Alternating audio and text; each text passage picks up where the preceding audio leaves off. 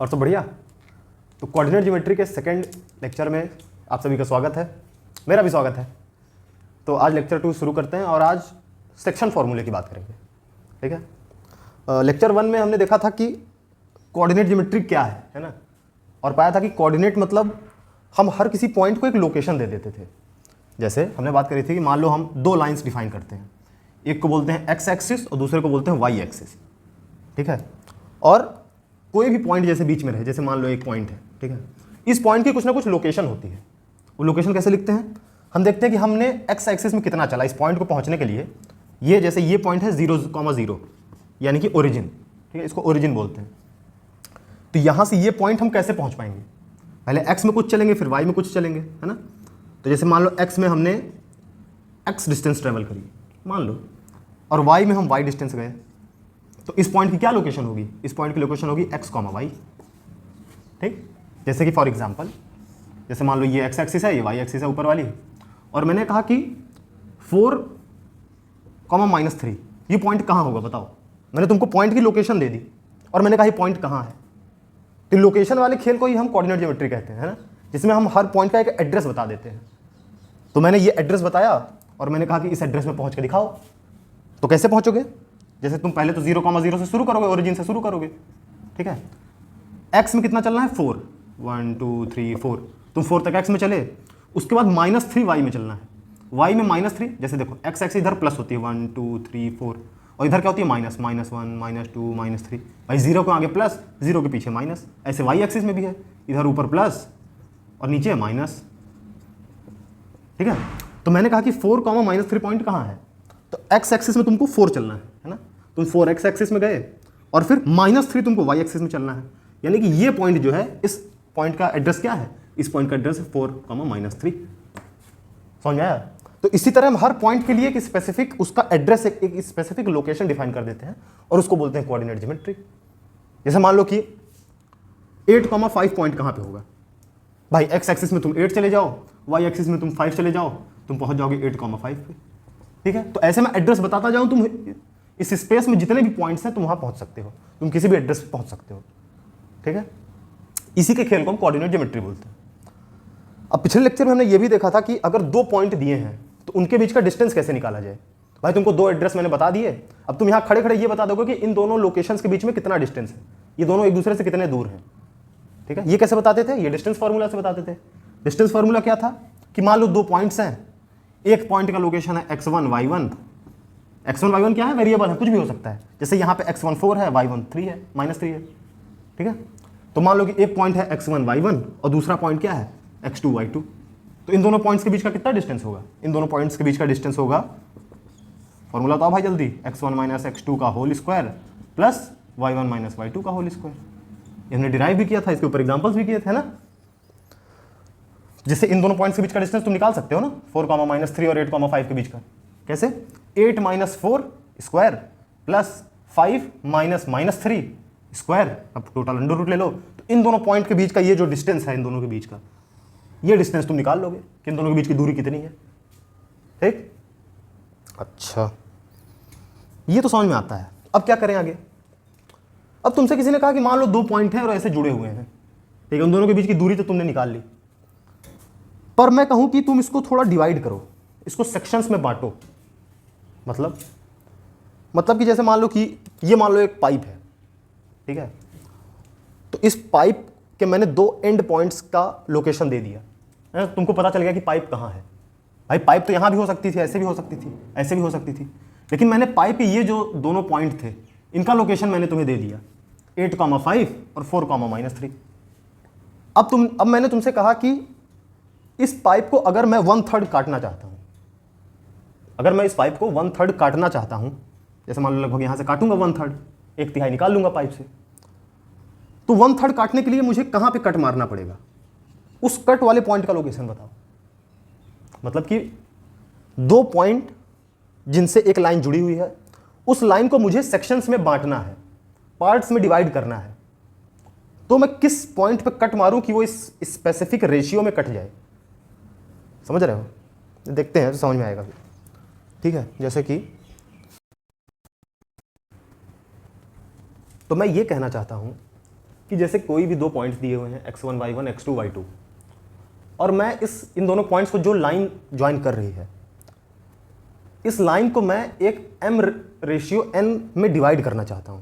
जैसे for example यहां पे मैं इस लाइन को 1/2 में डिवाइड करना चाहता हूं। भाई तो एक पॉइंट पे मुझे काटना पड़ेगा कि एक तरफ 1 बचे, एक तरफ 2 पार्ट बचे, है ना, एक तरफ m बचे, एक तरफ n बचे। ठीक है, जैसे भाई कोई भी तुम्हारे पास स्टिक है मान लो, ठीक है, ये एक स्टिक है, मैंने कहा कि भाई तुम इसको, ये मान लो 10 सेंटीमीटर की है, मैंने कहा तुम इसको, इसका 1/3 इसका तुम 2/5 निकाल लो। तो 2/5 का क्या मतलब है? 2/5 का मतलब है कि 5 पार्ट एक 2/5 एक तरफ बचेगा तो 3/5 एक तरफ बचेगा, है ना। 10 सेंटीमीटर का 2/5 कितना होगा? 2/5 × 10, जो कि आएगा कितना? 5 1 5, 5 2 10, 2 2 4, यानी कि 4 तुम एक तरफ निकाल लो 4 सेंटीमीटर्स, और बाकी के 6 सेंटीमीटर्स एक तरफ रहने दो, है ना। तो कोई भी स्टिक है तुम उसको किसी भी रेशियो में डिवाइड कर सकते हो ना, ठीक है। रेशियो का मतलब ये डिवाइड करना, ठीक है। तो मैंने इसको 2/5 के रेशियो में डिवाइड कर दिया, समझे। एक तरफ 2/5 था, एक तरफ 3/5 था, समझ में आया कि नहीं? ठीक है। तो इसी तरह हम किसी भी लाइन को या किसी भी स्टिक को या किसी भी पाइप को, किसी भी लंबी सी चीज को ऐसे किसी भी रेशियो में उसको बांट सकते हैं, है ना।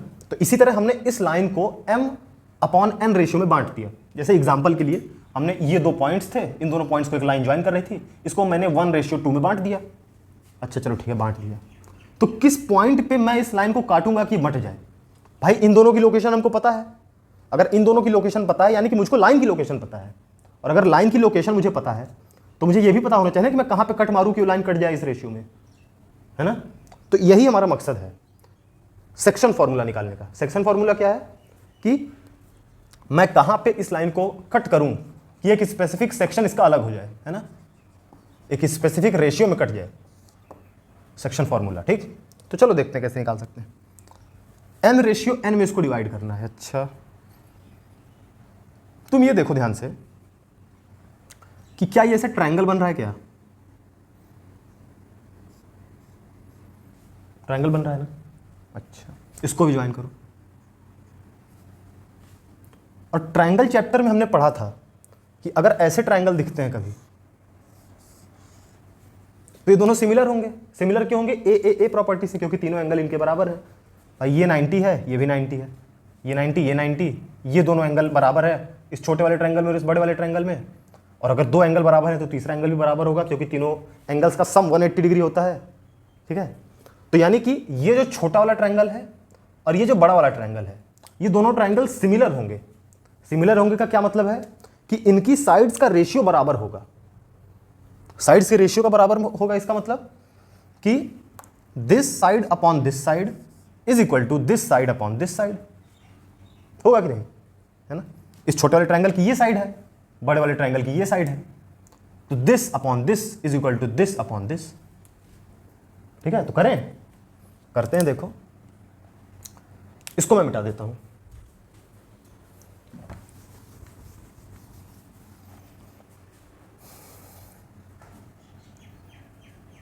ये साइड कितनी बड़ी है? मान लो m।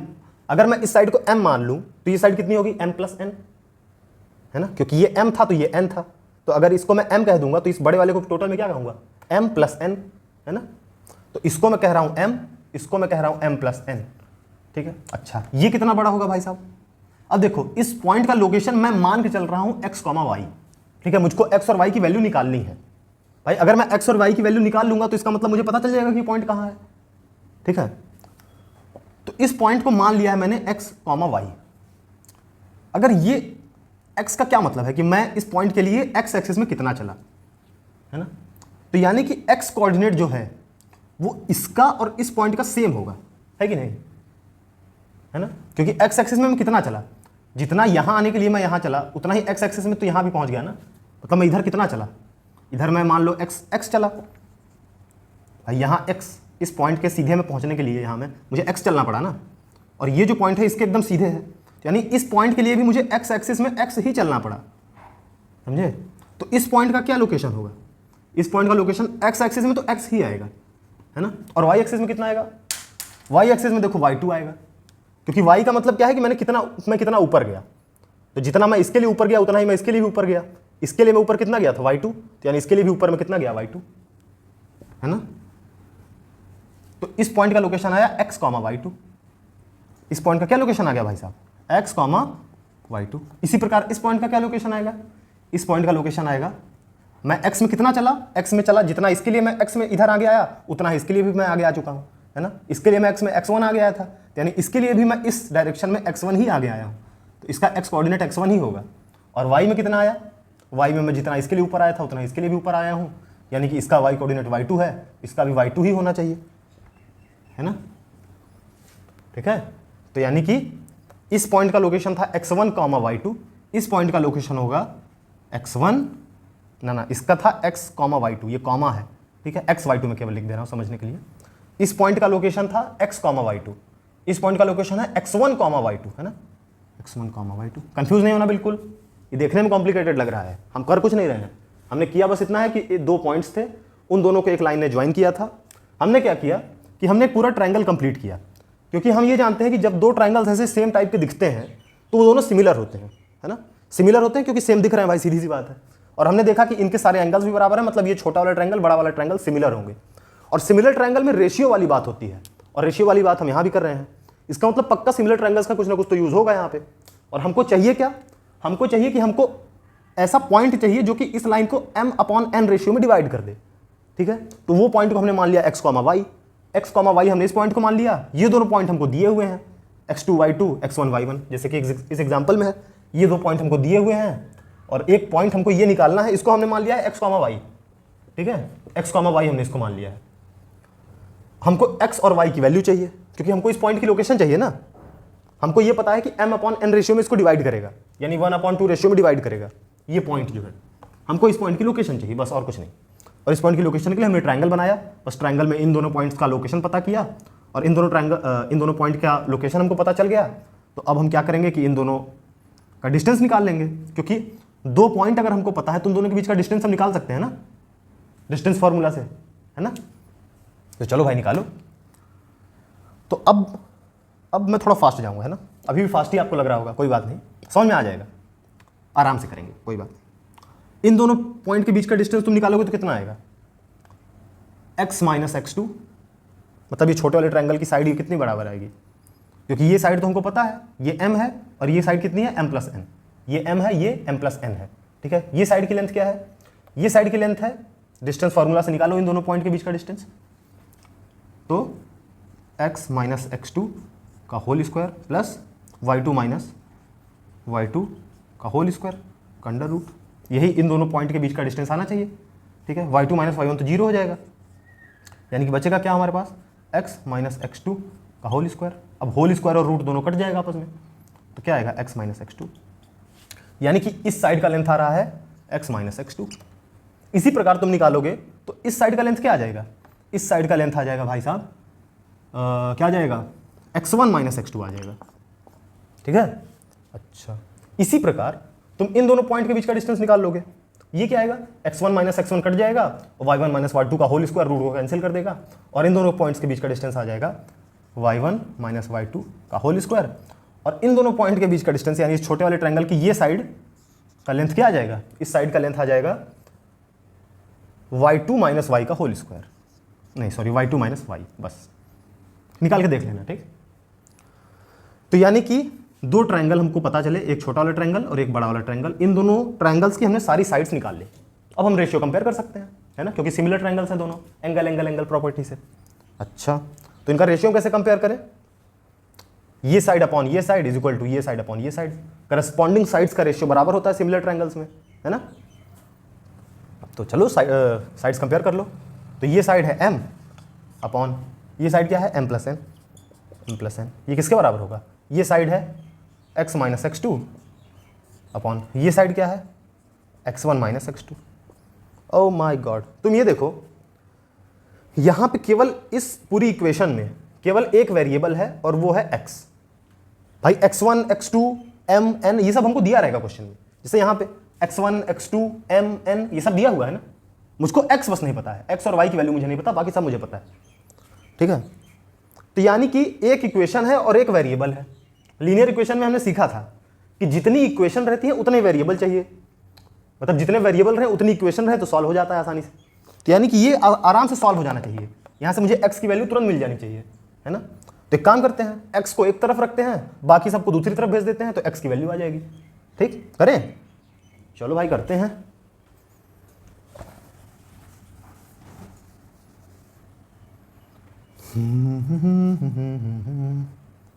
x minus x to, इसको मैं इधर रखता हूँ, इसको इधर भेज दूंगा तो ये पूरा मल्टीप्लाई में चला जाएगा, है ना।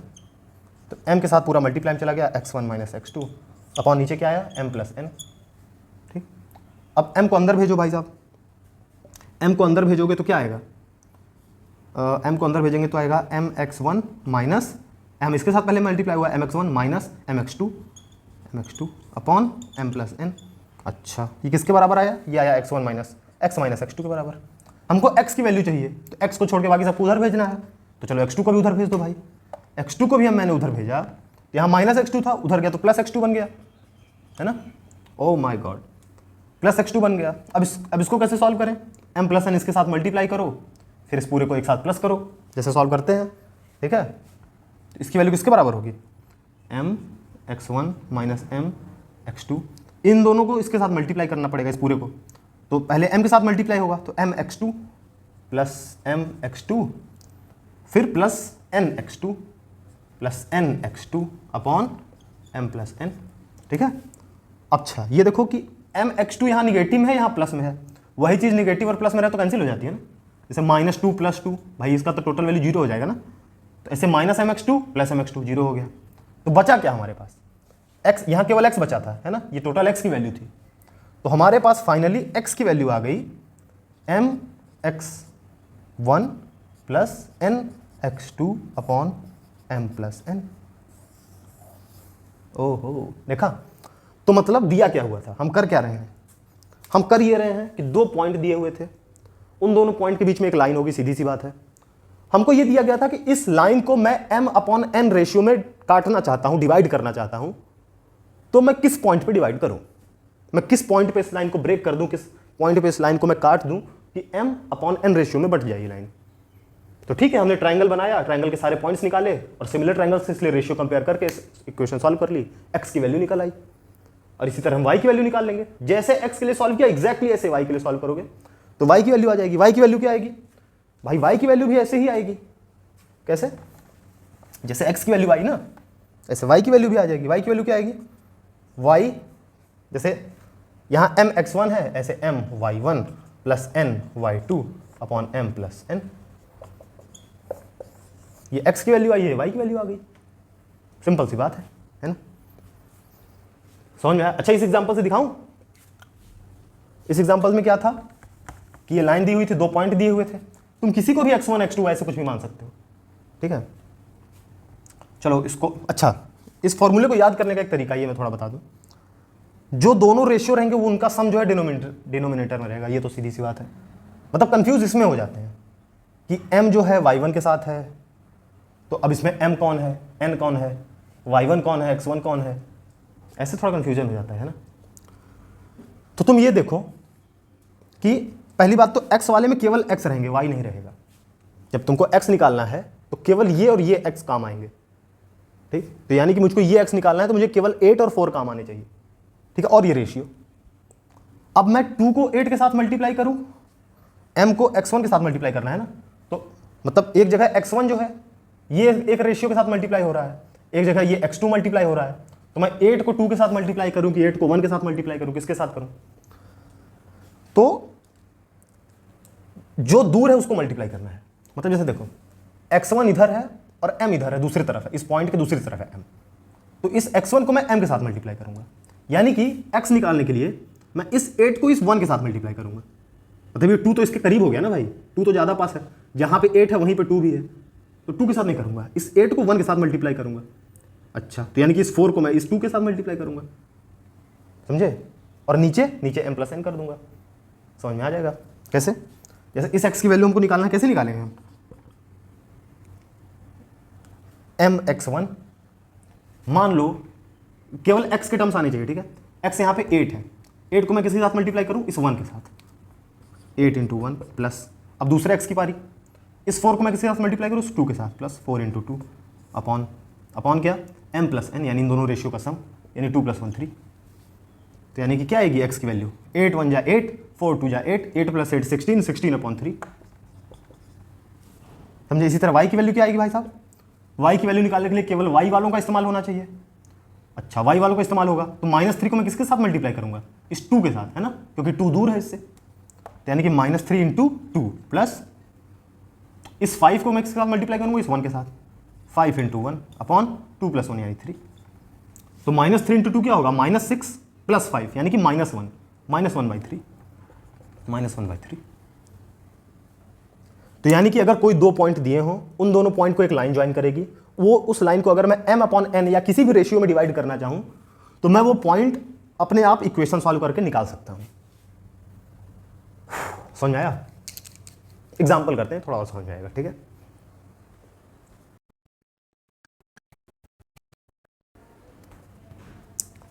तो ये सवाल करते हैं, और ये सवाल कहता है कि find the ratio in which the points -4, 6, यानी कि ऐसा रेशियो फाइंड करो जिसमें कि ये जो पॉइंट है ना, ये डिवाइड करता है उस लाइन को जो कि इन दोनों पॉइंट से होकर जाती है। मतलब कि ये दोनों पॉइंट दिए हुए हैं, -6, 10 और 3, -8। अब दो पॉइंट दिए हैं तो मतलब इन दोनों से होकर एक लाइन भी गुजरेगी भाई। कोई भी दो पॉइंट हम दोनों को जोड़ दो तो एक लाइन बन जाएगी, ठीक है। तो इन दोनों पॉइंट से जो लाइन होकर गुजरती है, उस लाइन को ये जो पॉइंट है -4, 6, ये किस रेशियो में डिवाइड करेगा, ये किस हिसाब से उस लाइन को कट करेगा, ये हमको पता करना है, ठीक है। तो कैसे पता करें, मान लो मान लो कि ये m/n में डिवाइड करता है, ठीक है, m/n में डिवाइड करता है। अच्छा ठीक, तो सीधी सी बात है, फॉर्मूला लगाओ। फॉर्मूला क्या था, फॉर्मूला लिखा था कि नहीं भाई साहब। फॉर्मूला हमने सीखा कि ये जो x आता है, यानी कि जो -4 आता है, ये किसके बराबर आएगा, -4 = ये x और इस x की बात होगी, इस x के लिए, ठीक है। तो -4 = -6 × n, है ना, -6 × n। अब -6 × n को -6n भी लिख सकते हैं डायरेक्ट, ठीक है, -6n plus 3 × m, 3m upon m + n। सीधी सी बात है। पर केवल इतने से काम नहीं चलेगा, क्योंकि मैंने बताया कि यहाँ पे दो वेरिएबल्स हैं, दो चीज़ों की वैल्यू हमको नहीं पता, m और n की, और इक्वेशन केवल एक है ना। केवल एक इक्वेशन से दो वेरिएबल की वैल्यू सॉल्व नहीं की जा सकती, हमको दो इक्वेशन चाहिए। चलो तो ठीक है, दो इक्वेशन चाहिए, तो एक x के लिए निकाल ली, एक y के लिए निकाल लो। y के लिए कैसे निकालोगे, 6 = क्या आएगा, 10 × n, 10n plus -8 × m, -8 × n upon m + n। दो वेरिएबल्स हैं, दो इक्वेशंस हैं, इनको सॉल्व कर लो।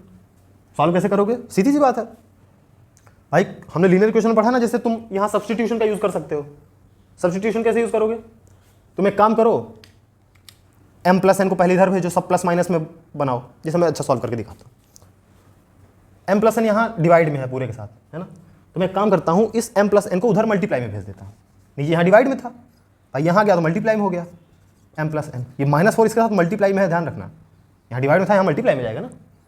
अच्छा, तो क्या बन जाएगा, ये बन जाएगा -4m - 4n = -6n + 3m।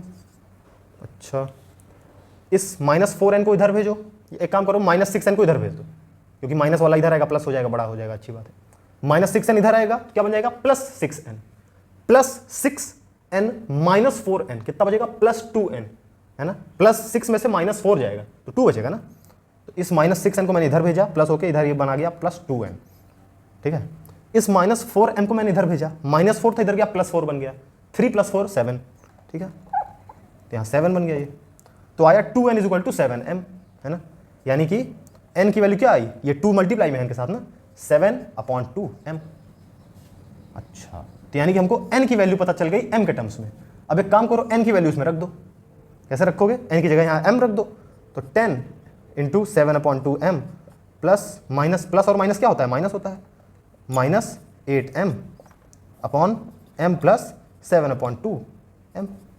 अब देखो, अब इसमें n गायब हो गया यहाँ से भाई साहब, n यहाँ से गायब हो गया, है ना। ये इक्वेशन हमारी बन गई, यहाँ से n गायब हो गया। अब तुम क्या करोगे कि इसको सिंप्लीफाई करोगे, m की वैल्यू आ जाएगी, m को छोड़ के बाकी सबको उधर भेजते रहो, धीरे धीरे m की वैल्यू निकाल लोगे। अब m की वैल्यू आ जाएगी तो सीधी सी बात है, यहाँ पे m की वैल्यू पुट करोगे और n की वैल्यू भी आ जाएगी, ठीक। तो इसी प्रकार तुम m और n दोनों की वैल्यू निकाल सकते हो। पर क्या इससे कोई आसान तरीका है क्या इसको करने का? क्योंकि यहाँ 2 वेरिएबल्स थे। बिल्कुल है। जैसे m और n क्या है? एक रेशियो है ना, m/n, एक ऐसा रेशियो है जिसमें हम इस लाइन को डिवाइड कर रहे हैं। क्या मैं इसको k/1 ऐसे कुछ लिख सकता हूं क्या? कैसे? जैसे मान लो कि m और अपॉन n की वैल्यू होती 3/2, मान लो होती, तो क्या मैं इसको 1.5 लिख सकता हूं अच्छे से डिवाइड करके डेसिमल में लगा के? हाँ, और 1.5 को क्या मैं 1.5/1 लिख सकता हूं क्या? मान लो मैंने इसको k बोल दिया। तो यानी कि किसी भी रेशियो को मैं एक तरफ 1 लिख सकता हूं, मतलब हो सकता है भाई दूसरा टर्म डेसिमल में आ जाए, है ना, पॉइंट करके आ जाए, पर कोई बात नहीं, है ना। तो मैं ये काम कर सकता हूं कि मैं इसको m/n मानने की जगह k/1 मान लेता हूं। फिर मैं ऐसे सॉल्व करूंगा तो बड़ी आसानी से सॉल्व हो जाएगा, है ना। बस हो सकता है कि k जो है हमारा पॉइंट में आ जाए। मान लो कि k/1 की वैल्यू जो है ये आ जाए 4.6 ऐसे आ जाए, तो कोई बात नहीं, इसको मैं फिर सिंप्लीफाई कर लूंगा। 4.6/1, इस पॉइंट को यहाँ से हटाऊंगा तो यहाँ 0 आ जाएगा, 46/10 हो जाएगा, फिर 2 से मैं डिवाइड कर लूंगा, 2 5 10, 223, तो रेशियो आ जाएगा 23.5। मतलब ये इसका आंसर नहीं है, मैं इसे एग्जांपल दे रहा हूँ, ठीक है। तो कहने का मतलब है कि इस प्रॉब्लम को कि एक पॉइंट दिया हुआ है जो कि एक लाइन को डिवाइड कर रहा है, मुझे पता करना है कि किस रेशियो में डिवाइड करेगा, उस लाइन को कैसे ब्रेक करेगा, ये पता करना है। तो मैं डायरेक्ट भी कर सकता हूँ कि भाई मैंने m/n मान लिया, फॉर्मूले में डायरेक्ट रखा और मैंने निकाल लिया, है ना। फॉर्मूला समझ में आ गया कि नहीं? इसलिए मैंने फॉर्मूला लिखा नहीं, लिखूंगा तो फिर कंफ्यूज हो जाओगे। तुम उसको ऐसे याद रखो ना कि x की वैल्यू क्या थी, इन दोनों x के कॉम्बिनेशन, हमको इन दोनों x को हमको कंबाइन करना है। कैसे कंबाइन करना है? इस -6 को इस रेशियो के साथ, इस 3 को इस दूर वाले के, मतलब दोनों को दूर दूर के साथ, -6 को 1 के साथ, 3 को k के साथ, अपॉन इन दोनों रेशियो का जोड़। समझ में आया भाई साहब? बस सिंपल सा है, और क्या। और एग्जांपल देखोगे एक आधा और। अच्छा, अब जैसे तुमसे ये कह देता कि इस प्रॉब्लम में तुम ये बताओ, कोई पॉइंट नहीं दिया है, तुमको दिया गया कि जो x एक्सिस है वो इस लाइन को कैसे डिवाइड करेगी, किस रेशियो में डिवाइड करेगी। मतलब जैसे ये जो लाइन है जो इन दोनों पॉइंट को कट कर रही है, मतलब इन दोनों पॉइंट से होकर गुजर रही है, वो इस x एक्सिस को भी तो कट कर रही है ना एक जगह पर। ये x एक्सिस भी तो इस लाइन के बीच में से गुजर रही है ऐसे। तो ये जो x एक्सिस है इस लाइन को किस हिसाब से कट करेगी, ये तुम निकाल सकते हो। किस रेशियो में डिवाइड करेगी इस लाइन को ये x एक्सिस, बिल्कुल निकाल सकते हो। कैसे भाई? मान लो कि ये जो पॉइंट है, ये पॉइंट कैसे होगा, ये पॉइंट कुछ होगा। अच्छा, x एक्सिस पे y की वैल्यू कितनी होती है? 0 होती है ना। मैंने बताया था पिछली क्लास में कि y की वैल्यू जब ऊपर जाएंगे तो प्लस में बढ़ेगी, नीचे जाएंगे तो माइनस में बढ़ेगी। पर अगर x एक्सिस में घूमेंगे तो y की वैल्यू तो 0 है, तो y की वैल्यू तो 0 हो गई। x की वैल्यू क्या है हमें नहीं पता, तो मान लो x है, x, 0 हो गई। अच्छा ठीक, अब x, 0 हो गई तो भाई पता कर लो, m/n मानो, निकालो। ठीक, निकाल के देखो, हो सकता है निकल आए। ठीक है। अच्छा, मान लो कि तुमको 4 पॉइंट्स दिए हुए हैं, ठीक है, 1 2 3 4, इन चारों पॉइंट्स की कुछ ना कुछ वैल्यू दी है। जैसे कुछ भी हो सकता है, मान लो 2,4 है ना, 6,4, मतलब ऐसे कुछ भी दिया हुआ है।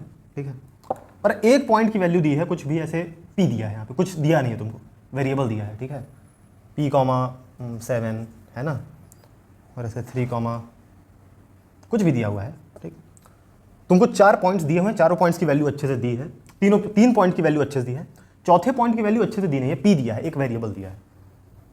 ठीक, तुमको क्या करना है, तुमसे कहा गया कि ये जो चारों पॉइंट है ना, ये मिलकर एक पैरेललोग्राम बनाते हैं। अच्छा, पैरेललोग्राम बनाते हैं, मतलब इनको जोड़ेंगे तो ऐसे पैरेललोग्राम जो बनता है ना वो बन जाएगा। इस p की वैल्यू बताओ। अब p की वैल्यू कैसे बताओगे भाई साहब? तुम ये सोचो कि एक पैरेललोग्राम बनता है तो क्या होता है, जो डायगोनल होते हैं ना भाई, अब रेशियो का पढ़ रहे हैं तो कुछ ना कुछ रेशियो से रिलेटेड होगा क्वेश्चन। ठीक, जैसे ये दोनों पॉइंट तुमको दिए हैं और हमको पता है कि इनके जो डायगोनल है ना, ये बीच में कट करते हैं, मिड पॉइंट पे। मतलब ये जितना बड़ा है वही इतना बड़ा ये भी है, मतलब ये दोनों बराबर हैं, ये दोनों बराबर हैं, ये दोनों लाइंस। तो मैं इन दोनों पॉइंट्स को कंबाइन करके मैं ये पता लगा सकता हूँ कि इसका लोकेशन क्या है ना। मुझे पता है कि ये दोनों बराबर हैं, यानी कि 1/1 के रेशियो में डिवाइड हो रहा है ये। ठीक, और 1/1 के रेशियो में डिवाइड हो रहा है तो इसका मतलब मैं इसका लोकेशन पता कर सकता हूँ, क्योंकि मुझे रेशियो पता है, मुझे दोनों पॉइंट का वैल्यू पता है। ठीक है, तो मैं इसका x, y इसका कोऑर्डिनेट निकाल सकता हूँ, इस पॉइंट का लोकेशन निकाल सकता हूँ। और मुझे पता है कि ये पॉइंट इस लाइन को भी बीच में डिवाइड कर रहा है। अच्छा, बीच में डिवाइड कर रहा है, इसका मतलब क्या है? इसका मतलब क्या है कि इन दोनों, इसका भी रेशियो मुझे पता है 1/1, तो इसका रेशियो मुझे पता है और इस पॉइंट का लोकेशन भी मुझे पता है, ठीक है, x, y। तो क्या मैं इन दोनों पॉइंट्स की वैल्यू निकाल सकता हूं क्या? क्योंकि इससे पहले क्या था कि मुझे 2 पॉइंट दिए हुए थे, एक लाइन दी थी और रेशियो दिया था, 3 चीजें दी थी। 2 पॉइंट, एक लाइन, मतलब 2 पॉइंट और रेशियो, और मुझे पॉइंट पता करना था, मैंने पॉइंट पता कर लिया था। अभी क्या है कि अभी मुझे पॉइंट ही नहीं दिया है, मुझे रेशियो दिया है और रेशियो वाला पॉइंट भी दिया हुआ है। तो मतलब कि जितनी इंफॉर्मेशन होनी चाहिए थी उसमें एक एक चीज करके चुरा रहे हैं ये, ठीक है। पिछले, अभी इससे पहले रेशियो नहीं दिया हुआ था, इसके पहले क्वेश्चन में, है ना। 2 पॉइंट दिए थे, लाइन दी थी और एक पॉइंट दिया हुआ था बीच में, और कहा था बताओ ये पॉइंट किस रेशियो में डिवाइड करेगा। हमने m और n मान के निकाल लिया, m और n की वैल्यू। उससे पहले क्या था, m और n दिए हुए थे, x और y जो बीच का पॉइंट है वही नहीं दिया था, हमने वो बीच का पॉइंट निकाल लिया। इस बार क्या है, इस बार बीच का पॉइंट भी दिया है और ये रेशियो भी दिया है, यही साइड वाला पॉइंट ही नहीं दिया है। तो कोई बात नहीं, हम वैसे m और n की जैसे इक्वेशन बनाते थे x और y लिख के, वैसे बनाएंगे इक्वेशन और ये वेरिएबल की वैल्यू निकल आएगी, सीधी सी बात। समझ रहे हो? तो क्वेश्चन देख के घबराना नहीं है, ऐसा क्वेश्चन तुम देखोगे बुक में दिया होगा तो तुम बस काम करो, जैसे फॉर्मूला था फॉर्मूला लिखो, तुम खुद ही देखोगे कि बाकी चीजें दी हैं, बस ये एक चीज नहीं दी है, तो इसको, इस इक्वेशन को मैं सॉल्व कर लूंगा तो चीज निकल आएगी, ठीक। ऐसे अच्छा कोई तुमसे पूछे कि मिड पॉइंट बताना है, तब कैसे बताओगे कि 2 पॉइंट दिए हुए हैं, x1 y1 x2 y2, चलो बताओ इस लाइन का मिड पॉइंट क्या है। मिड पॉइंट मतलब जो इसको 1/1 के रेशियो में डिवाइड करता हो। अच्छा ठीक है, 1/1 के रेशियो में डिवाइड करता है, मतलब हमको रेशियो पता चल गया, पॉइंट पता चल गए, तो क्या मैं इसका लोकेशन बता लूंगा कि नहीं, है ना। लोकेशन इसका निकाल के देखो, x, y। इसका x, y बहुत सिंपल आता है, क्योंकि m और n की वैल्यू 1 है ना। तो x की वैल्यू आती है x1 + x2 y2, और y की वैल्यू क्या आती है y1 + y2 y2। इस x की वैल्यू ये आ गई, इस y की वैल्यू ये आ गई, ठीक। क्योंकि m और n उनकी वैल्यू 1 है, तो 1 मल्टीप्लाई हुआ तो x1 x2 ही बचा रह गया, और नीचे 1 जुड़ा तो 2 हो गया। तो जो कोई कहे कि 2 पॉइंट दिए हैं, उनका जो मिड सेक्शन है उसका लोकेशन बताओ, तो उसका लोकेशन बता लोगे, क्योंकि मिड सेक्शन मतलब जो बीच में से काट रहा है, जो बराबर बराबर भाग में बांट रहा है, जो 1/1 के रेशियो में डिवाइड कर रहा है, ठीक। तो यही इस लेक्चर को खत्म करते हैं, और उम्मीद है समझ में आया होगा, ठीक है। प्रैक्टिस करो, और थोड़ा अजीब था समझने में ये कि क्यों कर रहे हैं, क्या कर रहे हैं, उम्मीद है समझ में आ गया होगा, ठीक। फिर मिलेंगे, ठीक है।